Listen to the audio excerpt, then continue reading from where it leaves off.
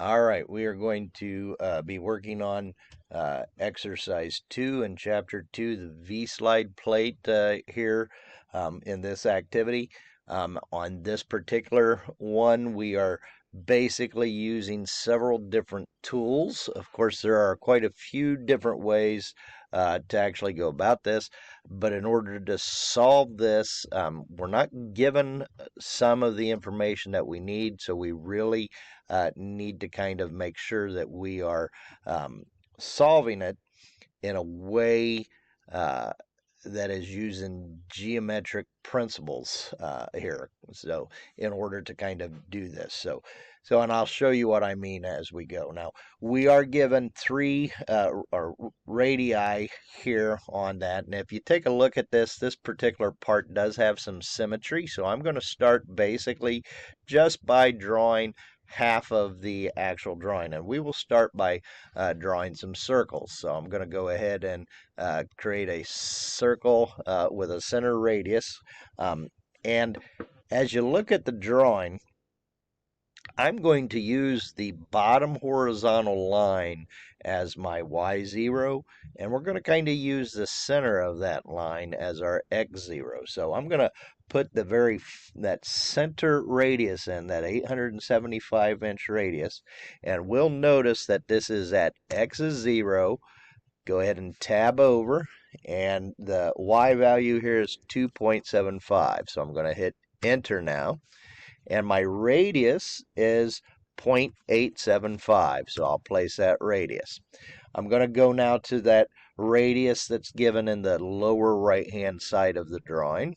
So we'll right click, repeat circle, and in this case my y value is 1.375. I'm going to hit tab over to my y value. I'm sorry, I meant my x value there first. And now this x value here is 0.625. It's the exact same as the radius. So we'll go ahead and place that. My radius is again 0.625. Enter. And right click, repeat circle again. Now this one, the x value is 2. So I'm going to enter 2. Tab over. The y value here is 4.7. So I'll go 4.7 and enter. Radius of this one is 0.875. Hit enter. So now, if you take a look at this, so I've got a line that's going to kind of be tangent with this circle coming up here.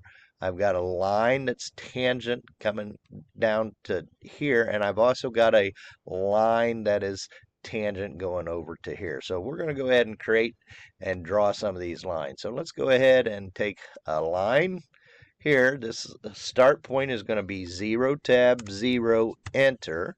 And I'm going to go right over here till it meets that tangency point. And I'll right click, enter to get out of it. Now I'm going to go right click, repeat the line. Now I want a tangency point from here to the tangency point up there. So right click and enter. Now make sure the way I got that tangency point is down here. I have my tangent object snap on. And my endpoint. So notice I don't have any others off. So sometimes if you have other ones on here, it'll kind of auto snap to a different one than what you want. So sometimes you'll have to toggle on and off different types of object snaps that you want. All right, so I'm going to do one more line here. So right click, repeat the line. And here again, this one's going to be tangent. And I'm just going to kind of move this up somewhere up above here. I don't care how long it is, just so long as it's above it. I don't care anything else. I'm just going to go ahead and left click to place the line, right click and hit enter to get out of it. Now, I can tell by the drawing that this line and this line are parallel with each other. So I'm going to use a different tool here to get that in place. All right, now we need to apply a constraint. And of course, we know that this line and that line are going to be parallel with each other.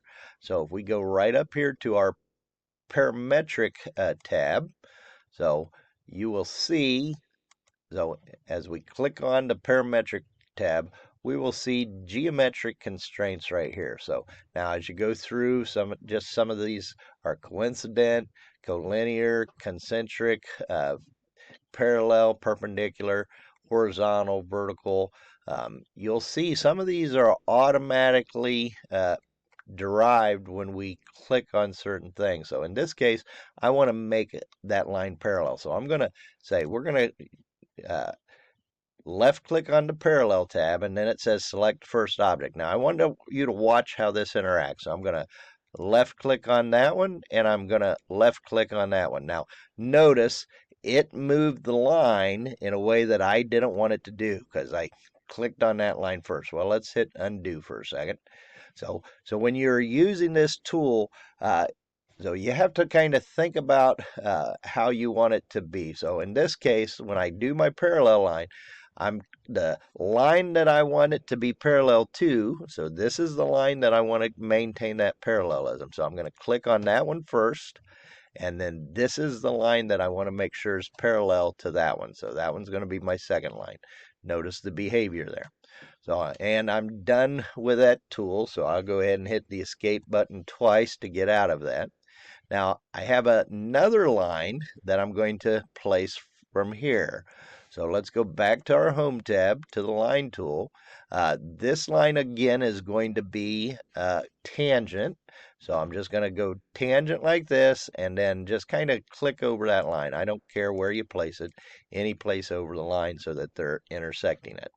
Now in this case, we can see that this line and that line are 90 degrees to each other. So we need to set another constraint to that. So let's go back into that parametric tab, and here is my perpendicular constraint.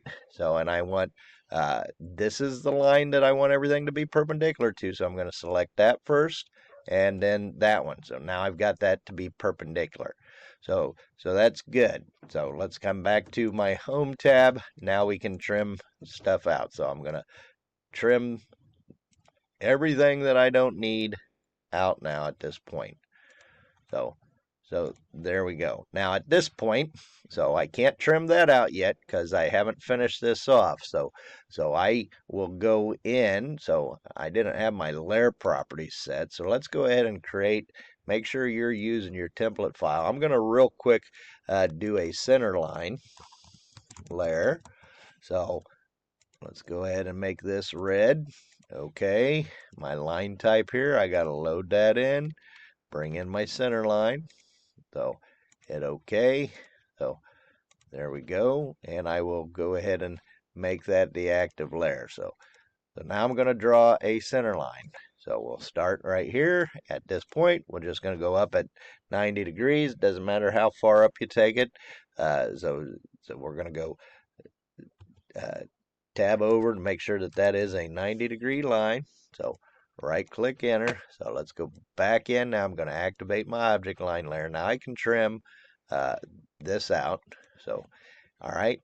And now we have another tool. So I'm going to hit escape twice to get out of my trim tool. We have another modified tool here now called mirror. So, and it is right here. So we're going to use the mirror tool to mirror about that center line. So let's go ahead. I'll left click on the mirror tool. So in this case, I select the objects. Now, since I have multiple entities here, I'm going to window over all these. Now, notice I didn't select all of them. It's just kind of windowed what it got. So make sure you select these two as well. So as soon as you have all of the object lines selected, you'll hit enter. Then you're going to go from this endpoint to that endpoint. And there it is mirrored. So, and you just hit yes. So to place that. Now, at this point, you can go up, turn off your center line layer so that the light bulb is not active. And you can go ahead and do a file save according to the instructions there in Canvas. So, and you have finished this particular part. Make sure you do follow along. This is kind of tricky with the geometry that's in here. So and you will lose points if yours doesn't match, if your geometry is wrong as you do this. So good luck. So I look forward to seeing these turned in.